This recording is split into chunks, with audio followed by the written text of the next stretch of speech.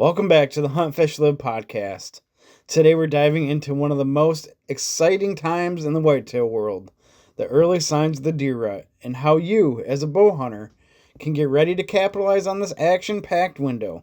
Whether you're new to bow hunting or a seasoned pro, knowing what to look for and how to prepare can make all the difference in your success. Let's get into it.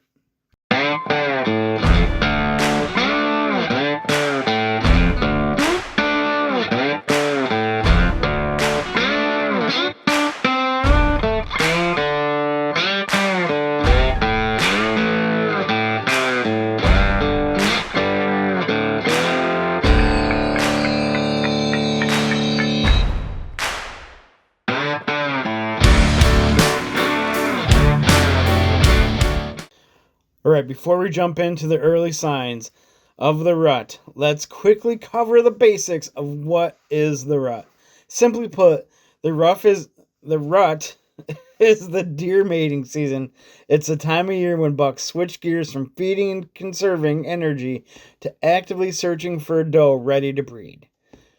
During this period, bucks become more aggressive, more mobile, and more focused on scent marking and competing for mates. This change in behavior creates one of the most exciting times to be in the woods, as bucks move more during the day and take more risks, giving hunters a better shot at seeing them in action. The rut can be broken down in the phases: the pre-rut, the peak rut, and the post-rut. Today we're focusing mostly on the early signs, that pre-rut phase. Now, because being ready and noticing these cues means you can position yourself perfectly when the rut really kicks off. So, what should you be looking for? Number one is fresh rubs and scrapes. Rubs happen when bucks use their antlers to scrape bark off young trees or saplings, or big trees if it's a giant. It's a way to show dominance and stake out their territory. Scrapes are the bare patches of ground where bucks paw the dirt and deposit scent from glands on their feet and forehead. They are essentially communication hubs for deer. They typically have a licking branch up above. They're very noticeable. I'm sure you have seen them.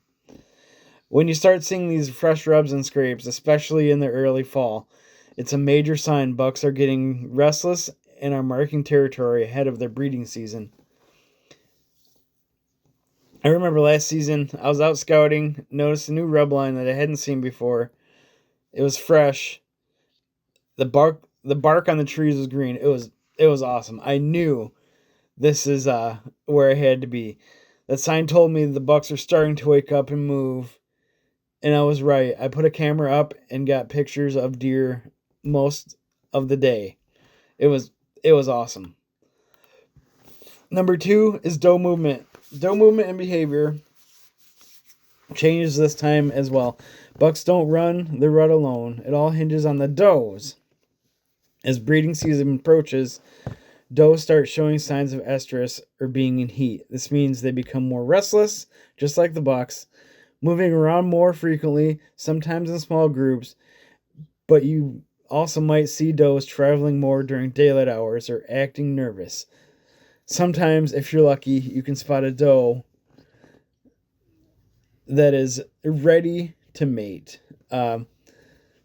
They can have increased vocalizations like bleats and grunts.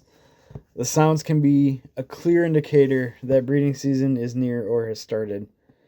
One time during a late October sit, I heard a doe bleeding off in the distance and knew that the bucks would be following soon. This was my cue to stay longer and watch carefully. Sure enough, within an hour, a buck appeared off a trail, and unfortunately, it did not walk my way, but he went the way of the doe.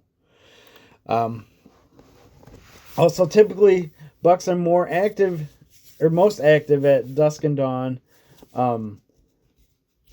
but as the rut approaches, bucks become less cautious and start moving during unusual times, like midday, late mornings, early afternoon. This is both an opportunity and a challenge for hunters too, because that means you can plan hunts outside the typical early morning, late afternoon windows. However, it's easier to bump a deer in the area Also, I found that midday hunts during early rut can be surprisingly productive since bucks are focused on does and not as skittish. Plus, the lighting is better for spotting movement. You have great camera light in the middle of the day, and you can see your sights perfectly in the middle of the day. Bucks also tend to reduce feeding during the rut as they focus on chasing does.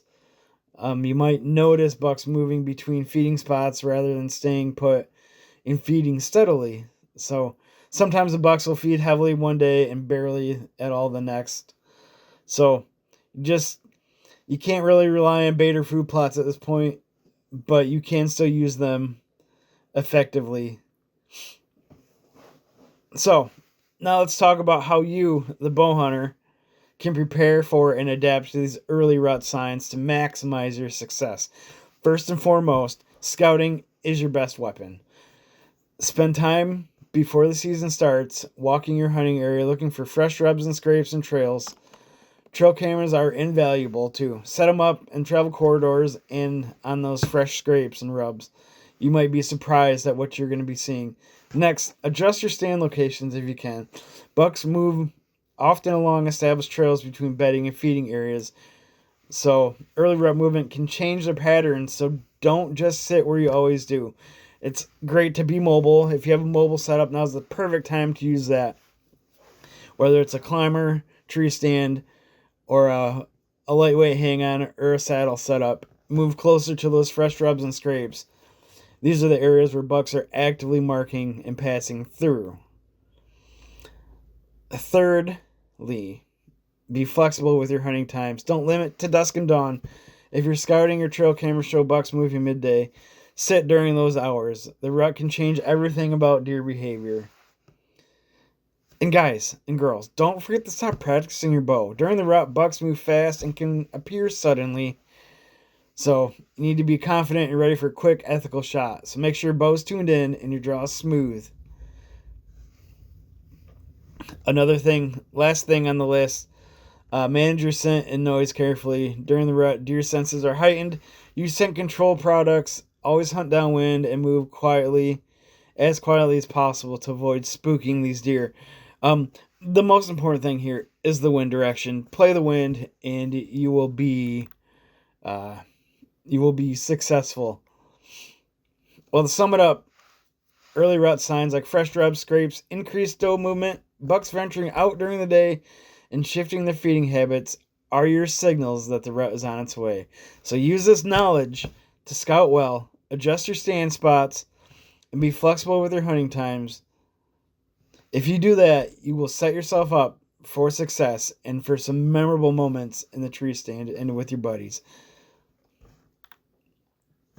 Thanks for joining me on this episode. I know it's kind of quick, it's kind of short, but I really appreciate it. That's it for the Hunt Fish Live podcast. If you enjoyed this, subscribe to the channel, leave a comment, hit that thumbs up button. It really helps get the word out. And don't forget to let me know your stories.